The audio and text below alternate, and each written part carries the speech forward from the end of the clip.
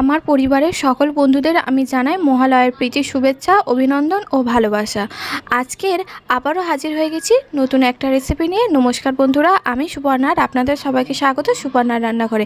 আজকের আমি বানিয়ে নেব ইলিশ মাছের তেল ঝাল। আর এগুলো কিন্তু ইলিশ মাছ বলতে চন্দনা ইলিশ বলে আমাদের এখানে বিক্রি হচ্ছে।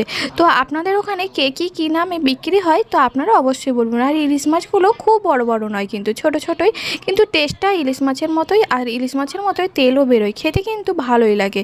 আর একটু কাঁটা বেশি। তো মাছগুলো এবার আমি পরিষ্কারভাবে বেছে নেব। আর মাছগুলো আঁশ ছাড়িয়ে নিচ্ছি।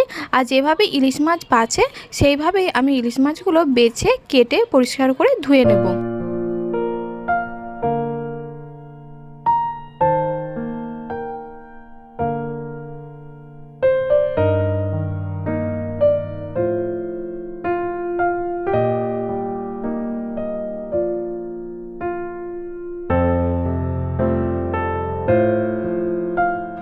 আর আপনারা তো দেখলেন বন্ধুরা কত সহজেই মাছগুলো বেছে নিলাম আর মাছগুলো ধুয়ে পরিষ্কার করেও নিয়েছি।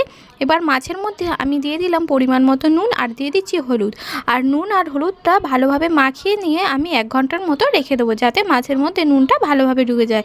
আর এদিকে কড়াইতে কিছুটা পরিমাণে সর্ষের তেল গরম করে নিয়েছি। আর তেলের মধ্যে দিয়ে দিলাম গুঁড়ো হলুদ আর দিয়ে এবারে মাছগুলো আমি ছেড়ে দিলাম। আর কড়াটা ভালোভাবে গরম করে নিতে হবে। তারপরে তেলটাও দিয়ে ভালোভাবে গরম করে নিতে হবে। তারপরে একটু হলুদ গুঁড়ো দিলে তাহলে মাছ কড়াতে কামড়েও থাকবে না আর মাছের তেল গায়ে ছিটকেও পড়বে না।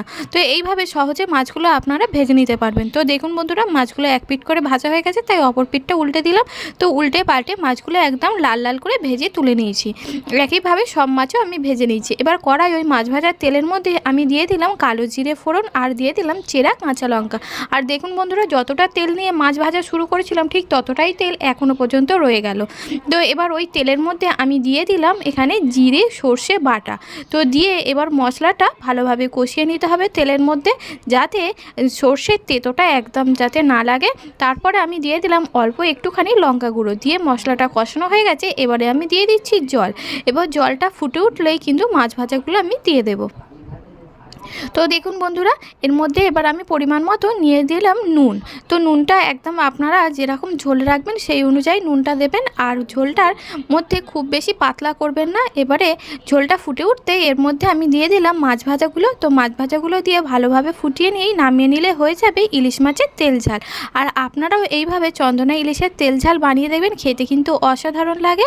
আর আমি এখানে মাছের তেলটা তুলে নিইনি, আপনারা যদি চান মাছের তেলটা তুলে ভাতে মাখিয়েও খেতে পারেন, খেতে কিন্তু ভালোই লাগে। তো রেসিপিটি যদি ভালো লাগে লাইক শেয়ার কমেন্ট করবেন। আর চ্যানেলে নতুন হলে চ্যানেলটি সাবস্ক্রাইব করে পাশে থাকার অনুরোধ রইল।